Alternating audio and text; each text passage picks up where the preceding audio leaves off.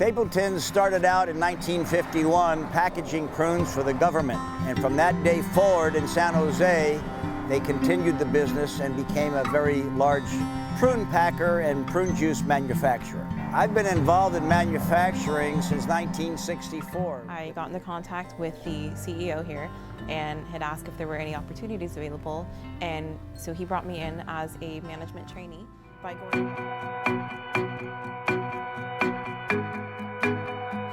But I was involved in welding as a kid and learned from my grandfather and my father. So over here, this facility was built this summer, just completed this summer. This is our first class that we're holding in here for the fall semester. We have our CNC area with some room to expand. We have our Haas system.